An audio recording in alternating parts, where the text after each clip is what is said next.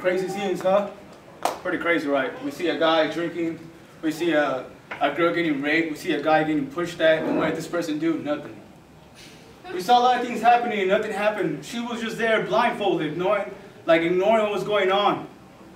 What is that? Who is she right now? It's the church, you know? Sometimes the church, there's all these things going around, but the church doesn't even care. The church doesn't even say anything. We know things are going outside in the world, and yet we don't say anything. Hey. We know our friends are getting lost in drinking, but we don't say anything. It's like we don't care if they're going to hell. We know if a girl that's getting raped or abused, but yet we don't say anything. We're just blindfolded, ignoring everything that's going on. We see a little boy getting bullied, and what? Nobody cares. The church is not there to help that little boy. As in saying that the church should be the one helping. We see problems going on outside, and we ignore them. Why?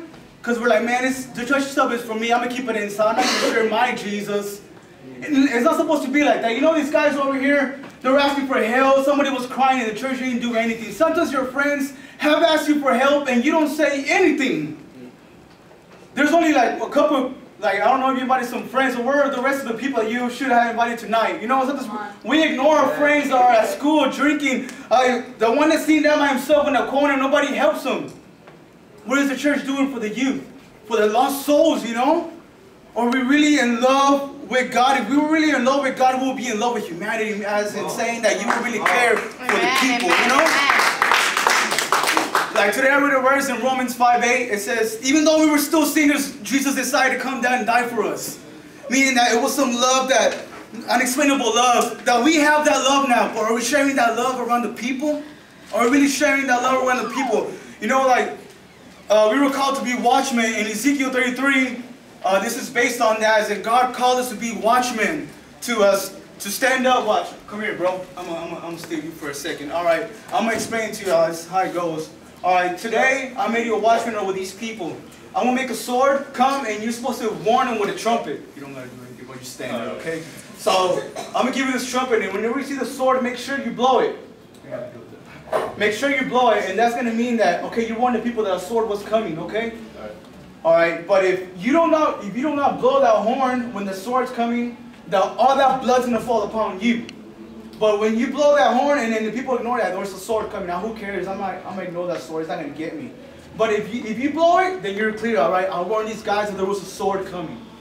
But if you don't warn the guys that the sword was coming, you don't blow your horn, the blood's gonna fall upon you.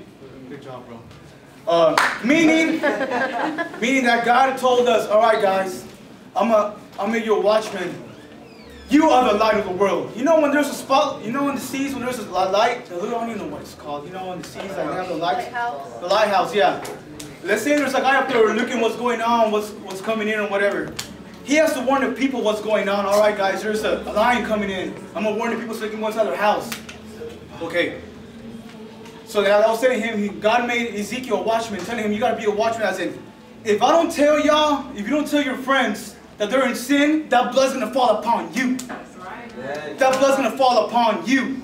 You know what I'm saying? If that person dies, if one of your friends that is not Christian dies today, that blood's gonna fall upon you. Meaning, how come he's gonna be in hell saying, how come they didn't share the gospel with me? How come they didn't tell them about Jesus? They learn about Jesus when they're in hell. They're supposed to learn about Jesus right now. Wow, not when they're dead, right now. Right now is when you're supposed to be sharing the gospel. Right now is when you're supposed to be sharing Jesus' love to the other people, you know, because this house would have been packed if you would have talked to somebody about Jesus. Okay, I want to be real. Who talked to Jesus? Who talked to people about Jesus today? Who shared the word with you about what their friends said about Jesus? You see that party like 4 did. What are the rest of the people doing? We're supposed to share the gospel to the people. We are the light of this world. We can't be hiding in church, guys. We can't be hiding here all the time. What's the point of having a bunch of lights here? What's going to happen? If you have all light in one place, it's just gonna be bright right there. But there's light has to be out there in the darkness, in the dark places. So we can't be that church that's folded anymore. We can't be that church no more, man. Let me tell you, there's people out there crying for help. There's people that need Jesus. We're a watchman. You need to.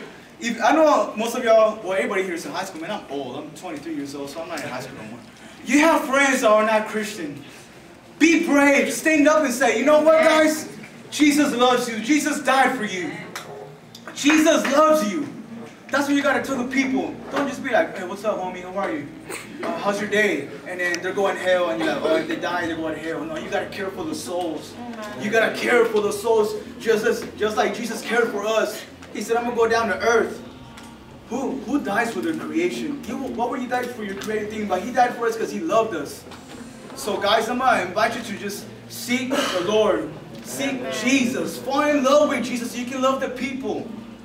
Love the souls, because we have to be in love with Jesus to love the souls. How are you going to love other souls if you don't even love yourself?